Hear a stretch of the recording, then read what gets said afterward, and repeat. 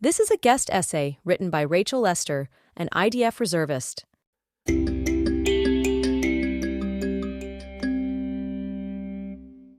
The June 2024 IPC report about quote-unquote famine in Gaza is the most important thing going on in the world of Israeli diplomacy right now. Are people in Gaza suffering from famine, or does this new report debunk everything the world has been saying, screaming, for the last 4 months? The truth is, all I have seen on social media about this new report is either way too complicated or oversimplified to the point of being fake news. So I meticulously went through the 12-page document to see for myself exactly what it says, and it turns out it is worth the read. Let's dive in. What is in this report, and why is it important? The narrative that there is currently or projected to be famine in Gaza was based on special reports and targeted analyses published in March, April, and May by the Famine Early Warning Systems Network, also known as FuseNet. This organization has the U.S. aid logo on their website, but also a disclaimer that what is posted there is not official U.S. government information, so take that as you will. They use a 5-phase scale called the Integrated Food Security Phase Classification, abbreviated as IPC, to classify current and projected levels of food insecurity. At the top of this same organization, there is a Famine Review Committee, an FRC, led by a team of 4 to 6 experts on food security and nutrition, whose job it is to conduct a famine review process on quote-unquote special reports and targeted analyses of the aforementioned FuseNet. So when we talk about the new June 2024 IPC report, this is all one organization reviewing its own data from April and its own projections for May, June, and July. The FRC report was published on the UN website, but it is unclear to me if the FRC is considered a UN agency, partner, or something else. In layman's terms, FuseNet told the world there was currently about to be famine in Gaza, and everyone believed them. FRC did a report on FuseNet's information.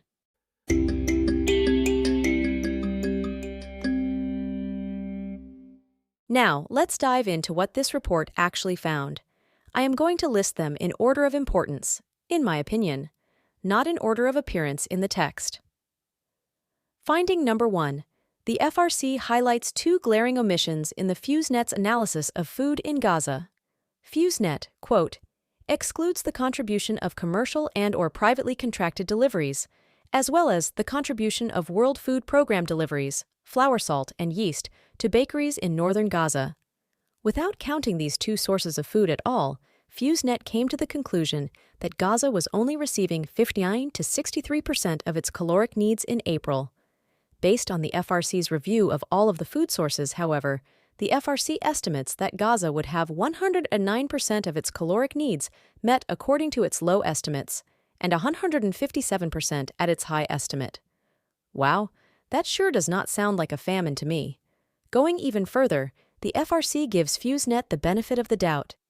Maybe the commercial/privately contracted food deliveries and the bakery deliveries were, quote, difficult to access, especially for the most vulnerable.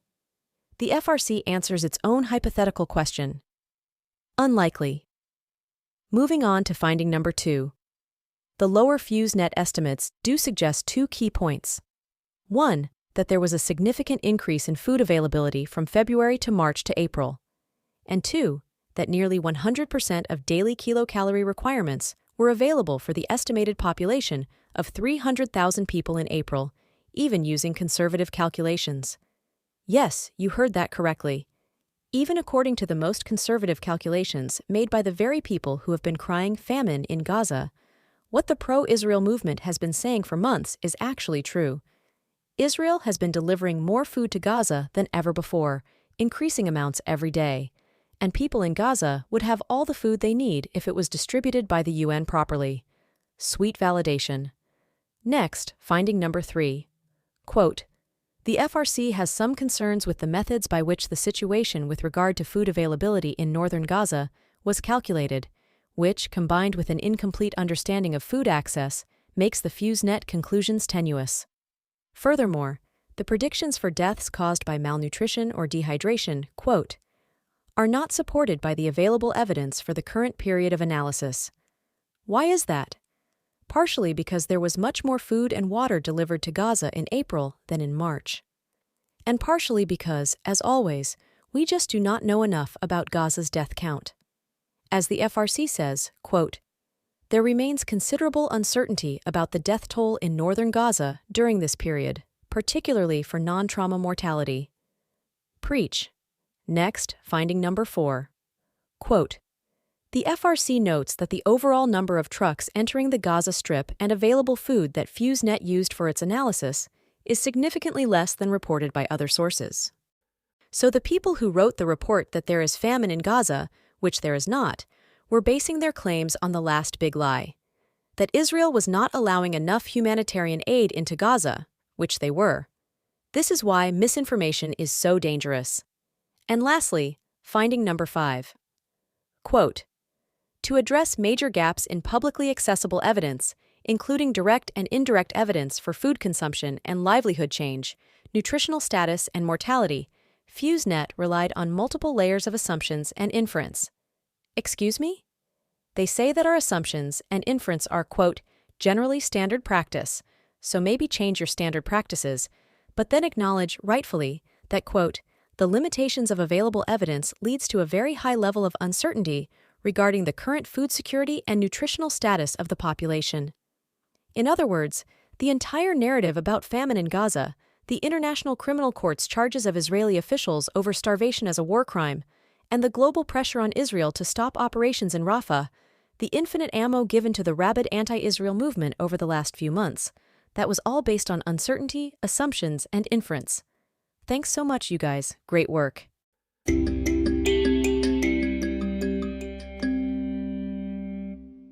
So, bottom line, is there famine in Gaza?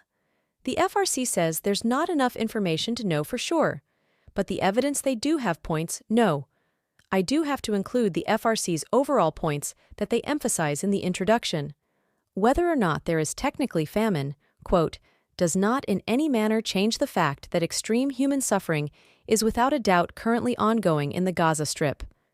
And, I do not think anyone on any part of the pro-Israel/anti-Israel spectrum is unaware that life in Gaza is really hard right now.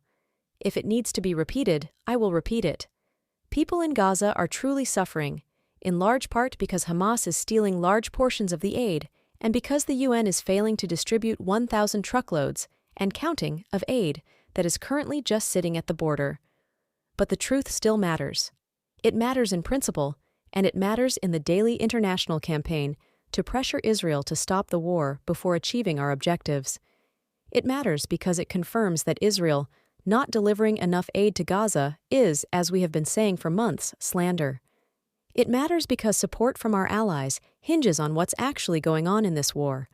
And what's going on is the constant blurring of the truth to fit one narrative, as it always has been when it is about Israel. And it's exhausting. If I had to boil it down to one main takeaway, it's this: it is not possible to know exactly what's happening real-time in a war zone. Let's remind the world to stop pretending like they do.